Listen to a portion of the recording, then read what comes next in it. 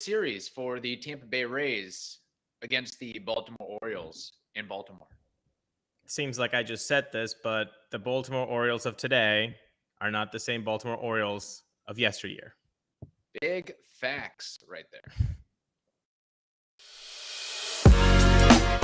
You are Locked On Rays, your daily Tampa Bay Rays podcast, part of the Locked On Podcast Network, your team every day. Hello, my name is Kevin Weiss. I'm Ulises Sambrano. And we're the host of the Locked On Rays podcast, part of the Locked On Podcast Network.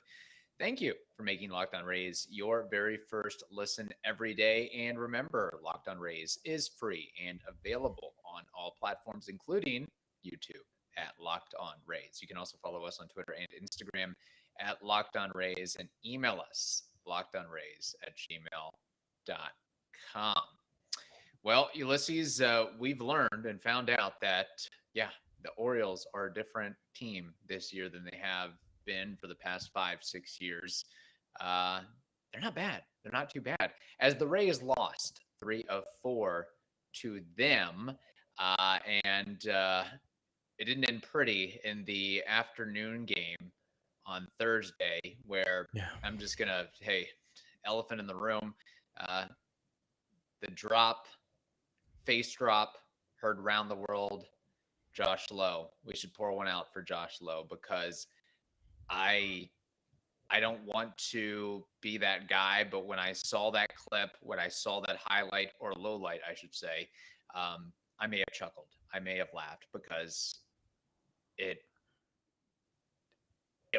was funny. It was rough. It was rough watching that online. Oh, wait, what am I doing? Oh, these glasses. Why did I have my glasses on my baseball hat? That's crazy. If I need to use them, I should put them on my face.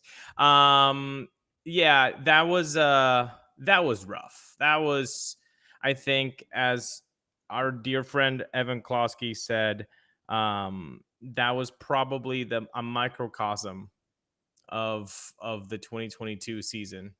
And not a pretty one at that. Not a pretty one at that, man. That was just real rough. But I will say this. When you have a tough game like Josh Lowe did, and then you face reporters with, just like he said, the embarrassment of the play and everything that goes in, you are a man. You're doing what you're supposed to be doing. You're facing the music. Taylor Walls, when he had a bad day, he did not face the reporters, did he? He just said, nope, I'm out. So Josh Lowe, good for you, bud. That's awesome. Yeah, that's a stand-up move, especially for a rookie nonetheless. Has this series wavered your confidence at all in the Rays being able to make the playoffs? I wouldn't say wavered. I would say that I don't even know how to.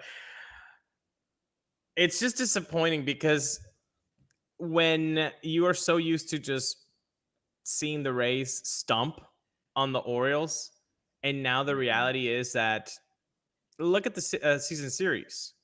It's even, is it not? Is it not 8-8? I wouldn't be surprised. I mean, Toronto, Tampa Bay, and Baltimore are basically mano-a-mano right next to each other. So, no, I still believe that this team is going to go to the playoffs. I still believe that. If I had green Skittles, I would put them on Bet Online and it'd say, yes, the Rays are going into the playoffs. I know I sound sometimes frustrated, but I would not, you look at Twitter, man, and it's so enraging that there are just two camps of Rays fandom that are allowable. It's the one camp that says Kevin Cash sucks, needs to find another job, and this team, this front office is the worst, and these guys are bums. And then there's this other camp that goes, geez, guys are fine. Everything is fine. Look at the flowers. Look at the expected, batting average on July 3rd when, Mercury is in retrograde. Everything is fine. Look at these hit tools and not the actual hits. Look at the expected home runs instead of the actual home runs. Like, Why are those the only two camps in Rays fandom? That's unfathomable to me. And it kind of is very apropos that in 2022, it seems like everything is like that. It's either one extreme or the other. And I'm sick of it, man. I'm completely sick of it. It sounds like politics. Everything's either Yeah. black or white. There's no nuance or no in between. It's you're either hard one way or hard the other way. And both those ways have terrible ideas and viewpoints. So I'm just going to leave it at that. But, okay, so that's your thoughts on where the Rays stand as of right now. I'll ask you this. This series, does it change or alter your viewpoint on the Orioles, A, finishing above 500 this season, and B, making the playoffs this year, and C, making the playoffs next year? Now that's I could subscribe to. I could subscribe to the next year idea. This year, I would see it very improbable that they get into the playoffs. Very improbable. I see that as very tough. There's still 69 games left, I think. Right. That's plenty of baseball for everything to go awry. So no, and besides, it doesn't seem to me that the Orioles are going to be buyers. They might sell off a couple of pieces. So if you sell off a couple pieces from your bullpen, if you sell off a guy like Trey Mancini, how are you able to have this production that you've gotten? Right. So no, I don't think they're going to go to the playoffs this year. I would feel really sucky as an Orioles player, employee, fan if they sold off Trey Mancini, if they sold off some of their assets just based on to date. Like, they're right there in the wild card chase. Remember, this is expanded playoffs. Toronto's in as of today. Seattle's in as of today. Tampa Bay is in as of today. Right after that is Cleveland and Baltimore. They're right there. They're right there. Yeah. And guess what? Because the Toronto Blue Jays and the Rays are in front of them, their destiny is in their hands because they still have games against those two ball clubs. So they could potentially, gain ground. I understand that. I agree with you. If I were a Baltimore fan, I'd be like, what are we doing? Let's go. We haven't had this feeling in forever. Like, come on, let's push the envelope. Yeah. I just don't think it's going to happen. I would rather them, if they say go 500 until the trade deadline, I guess fans would be mad if they don't do anything, but I'd rather them keep what they have instead of sell off. But who knows what's going to happen with that. Also in today's game, I should say, the Rays left 10 men on base and went over 6 with runners in scoring position. It seems like we've heard that before. That seems to be an ongoing theme. Ryan Yarbrough, although... Wait, say that last part of again? Say the last stat again? 0 for 6, 0 for 6 with runners in scoring position. No, that's what's been happening, Kevin. I think people again, those people in camp number one that say, oh, this team is filled with bums, they're getting hits. They're getting hits. I believe that in all of the losses after the All-Star break, they've had 8 hits or more, except in one affair, which was 5 hits. And then today they had 4. Again, they were shut out. But they're getting hits. Is the timely hits. It's what you said, 0 for 6 with men in scoring position. Those are the ones that they're missing. But they're getting hits and they're getting on base. They're getting their walks in. It's just that timely hit that's missing. And that's most likely because of either BABIP or good pitching on the other side. The other team also wants to win, you guys. Yeah, and also injuries are a part of that. Manny Margot's not playing anywhere right now. Harold Ramirez isn't playing anywhere right now. Wander Franco isn't playing anywhere right now. And didn't Yandy Diaz hit the game? Yes, sir. And Randy Rosarina didn't come in till later or pinch hit. I wonder if that was by design of, hey, we got Yucky Yarbs on the mound. We're probably not going to win this game anyway. So let's give a little rest, a little snoozer to Yandy and Randy. I will say it wasn't Yucky Yarbs today. It was Yummy Yarbs. Yeah. Yummy Yarbs. TM that. Copyright it. There we go. Yeah. That's good. All right. Welcome to the Sports Cards welcome to the world of sports cards, I should say. Welcome to the world of sports cards reimagined. Say that 5 times fast. The Sports Card Investor app, it is the hobby's most powerful resource. And that is where you can quickly check the value of your favorite cards, find great deals, and profit from the hobby you love. Available completely free in the Google Play and Apple app stores. The Sports Card Investor app is a must have for baseball fans. Okay, Kevin. We have an email from Alex Mullins, very apropos with the Baltimore series. He says, "Hello. So I want to hear where you guys stand on Poche in Baltimore on Tuesday and Wednesday. Would you guys have put Poche in on Wednesday to try and close the game out, or put someone else in like Fairbanks? Personally, I think I would have gone Fairbanks for the 9th on Wednesday, but it's between him or Poche. He didn't look good on Tuesday, but you cannot overlook his overall season production, as he is one of the few who has stepped up their game with Kittredge, Feyereisen, Chagua, Anderson, and Fairbanks out for the extended time. He is someone cast trust in the bullpen, and I don't blame him for putting him on Tuesday or Wednesday, but that's just me. And it seems like more people are on the side to DFA Poche, and of course, people still have issues with cash. What do you guys think? Always a pleasure, Alex." Wait, there's really people out there that are saying that the Rays should DFA Colin Poche. I'm telling you, Kevin, it's like there's only two camps that are allowable in Rays fandom. These negativity people, and then these like ostriches with their neck in the dirt. Where's the middle ground here? This podcast is the middle ground. Who would you rather have? You want to replace Colin Poche with Calvin Fauché with Garza Jr.? Are we serious now? I don't know. I don't know, man. I don't know. But what did you think about putting him on back-to-back evenings there after the Tuesday implosion? I was trying to look this up. Does Colin lead the Rays in saves right now? I would put him on the podium. Often. He is tied for the team lead with saves with Brooks Raley. He has 6. 7? 6. Okay, 6. Okay. I have no problem with it.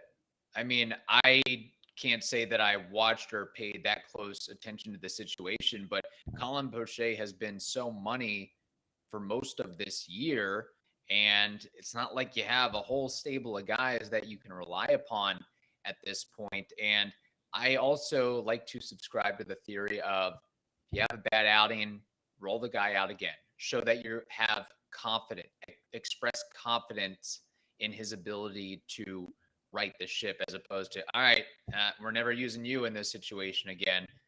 I think Colin Poche, at least what he's done this year and maybe previously as well, has earned that spot. If it's between Colin Poche and Pete Fairbanks, I mean, how many times, Ulises, have you personally ripped your hair out over a Pete Fairbanks appearance? I barely have any. Yeah. I agree with like half of what you said. Okay.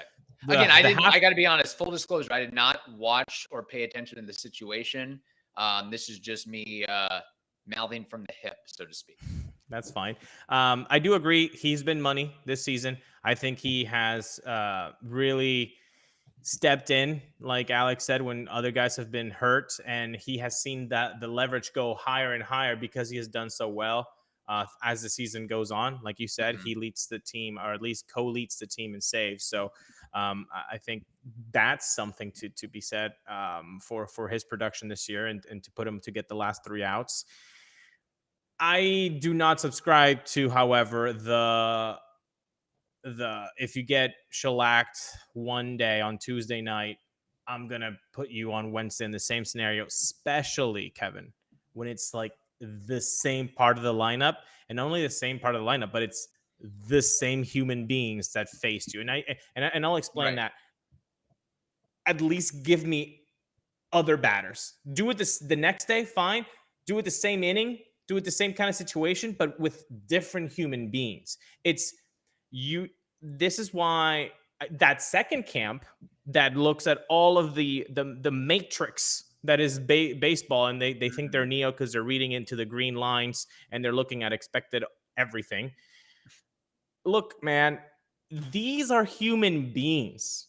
Like, They are not computers. No matter how many Excel sheets you're pouring over and how many graphs, they're human beings. And we had Colin Boucher on the show, and I think I literally asked him, how do you get over a bad outing? You never want to have a bad outing, but how do you do that? He said, I try to flush it out. I give myself 30 minutes. And then once I get home, I just try to just turn the page over.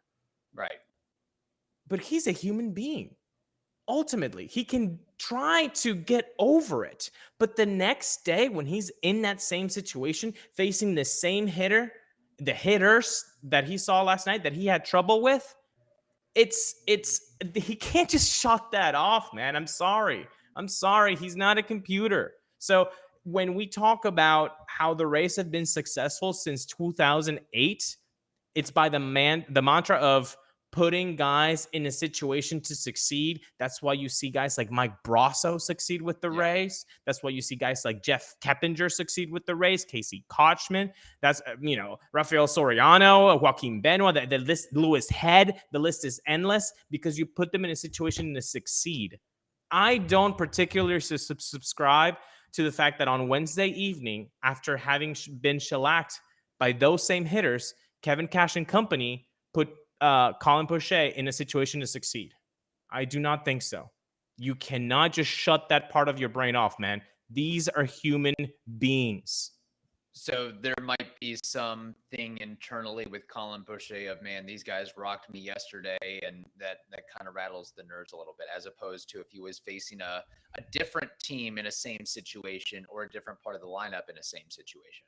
Exactly. If it was Trey Mancini instead of Mateo or Urias or Rutschman or Mullins instead of all, it's the same. Like, and it's not a Boucher thing. I'm saying this is about every single other pitcher too. Right. They're not just Excel data points that you're like, well, yeah, the expected thing is that it was a bad outing yesterday, so obviously today it's going to turn out different. Like, no, dude. And also, we're just seeing it from Colin Boucher's perspective. What do you think is going on in Mateo's head? What do you think is going on in Urias's head? I got a hit from this guy yesterday.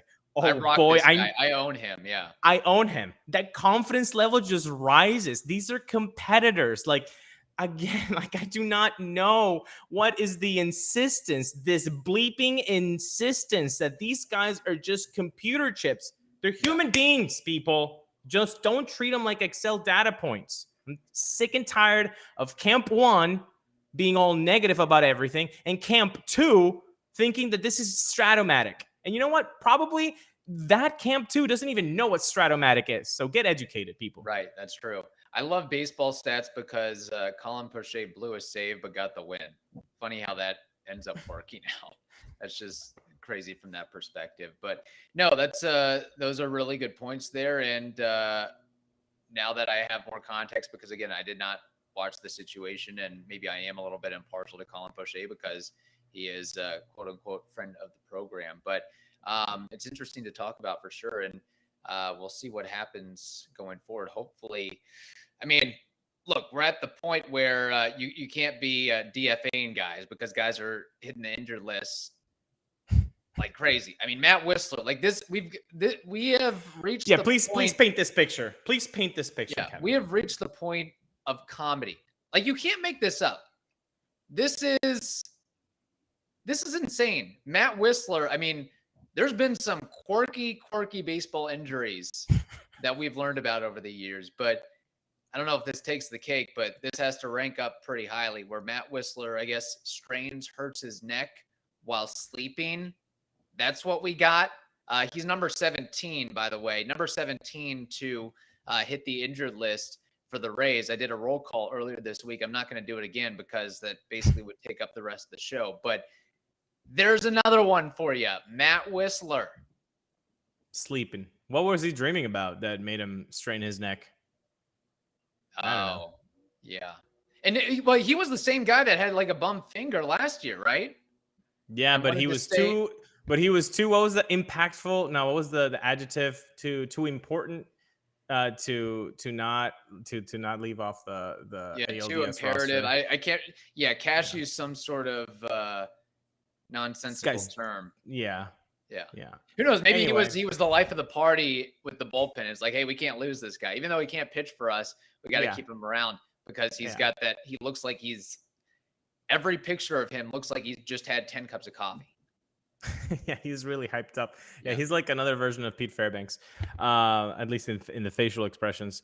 Yeah, wow, sleeping, that sucks. Hope you get better, Matt. Hope you get better. Do you think that's a cover up? Do you think that's really how he got hurt, or he was doing something else? Ooh, are we putting our aluminum tinfoil hats on? Okay, everybody, get your tinfoil hats on. Put them real close to your temples. And what's your conspiracy theory? No, I think that the way the season has gone, he literally, had slept wrong, and that's how it happened. Oh, so then they're not lying. It's just he was sleeping. Yeah, I was just curious what your perspective was on that. Oh yeah. I mean, I don't think. I think they would come up with something better than if something bad happened. Like if it was like a Tatis, like, oh, he went on a motorcycle ride and he hurt his neck. What should we say, folks? And then, hey, he was sleeping. Good one, Johnson. That's it. That's the one we're going to run with. Like, no, I don't think so. I think it was an unfortunate event that maybe he slept wrong and boom, got hurt. That sucks. We've seen players get hurt punching walls. We've seen players get hurt in brawls. We've seen players get hurt in dentist chairs. We've seen players get hurt taking off their shirts. Zach Plesac. Bathtub incidents. Mr. Snell, am I correct? Mr. Snell, yes. Bathtub. Max Scherzer being bitten by a dog. Wrestling with Jim Hickey, Grant Balfour. We remember that, the OGs. Yeah, quote unquote wrestling. That's funny. This we can add this to the list. We can add this to the list. But they're not even safe in bed. What's going on? Not. What is going on? What is going on? And also, like, another thing. Yeah. What's the deal with all these injuries and yet, like, the Rays, quote unquote, being so careful with pitchers? Like, maybe you're doing something wrong. Like, well, I mean, part of the issue is, isn't there modus operandi?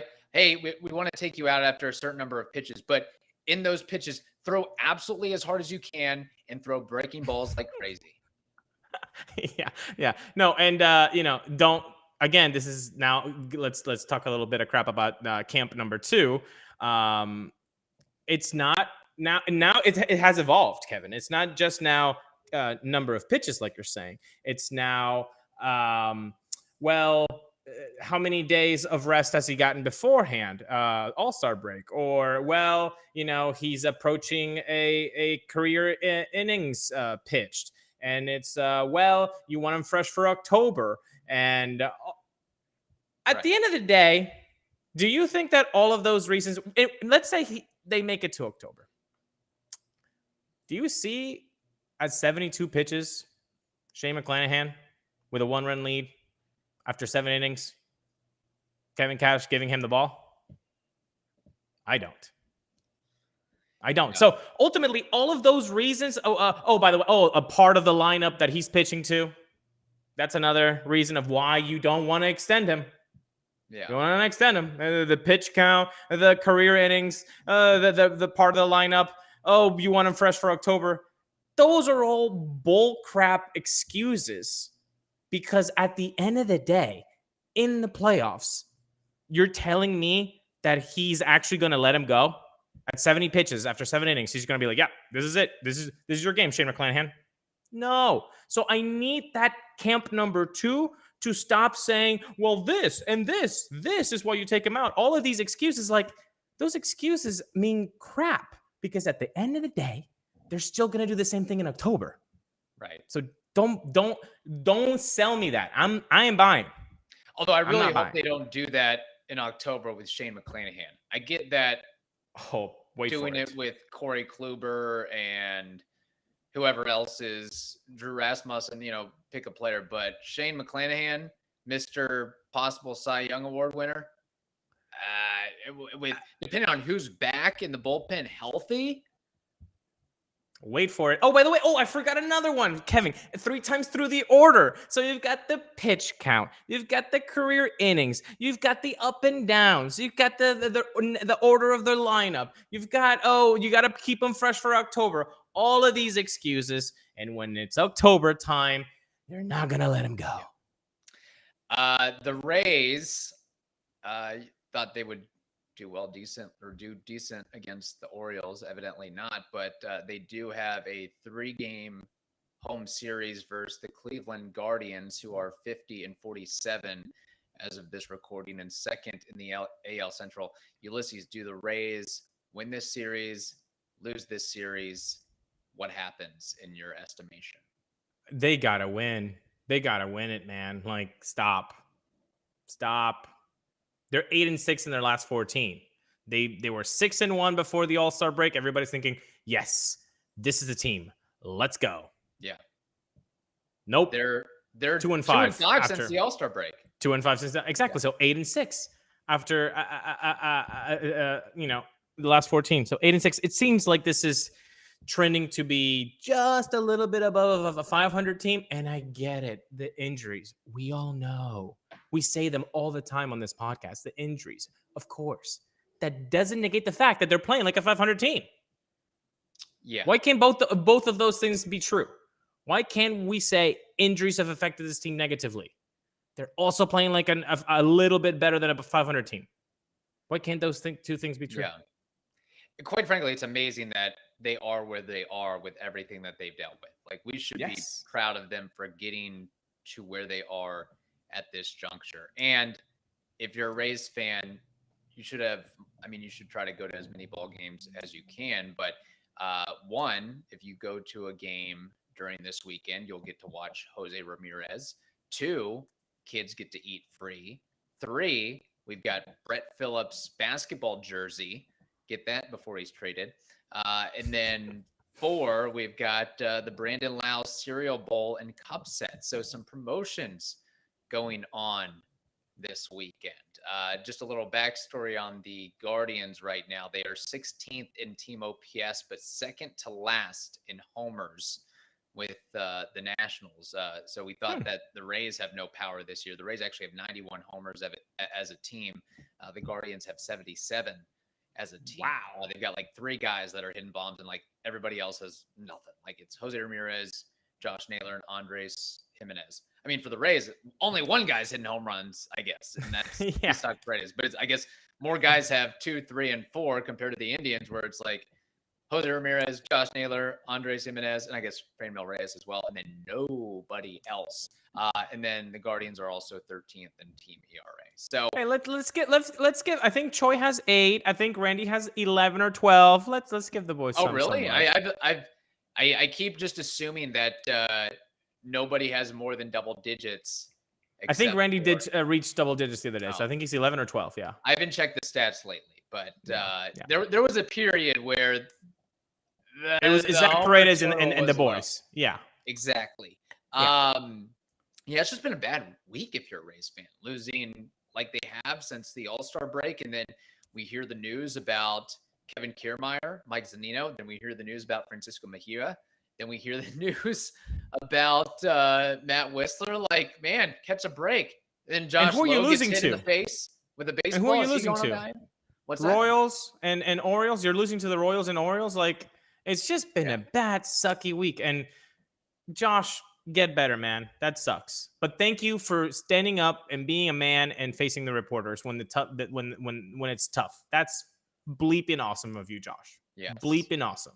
Kudos to you. And despite the snafu, he has stepped up his play overall since his second call up to the Bigs. Thank you for making the Locked On Rays podcast your very first listen every day. Now make your second listen the Locked On MLB Prospects podcast. That is also free and available on all platforms. Hope you all have a wonderful day. Stay safe, and we will talk to you on Friday with Evan Klosky.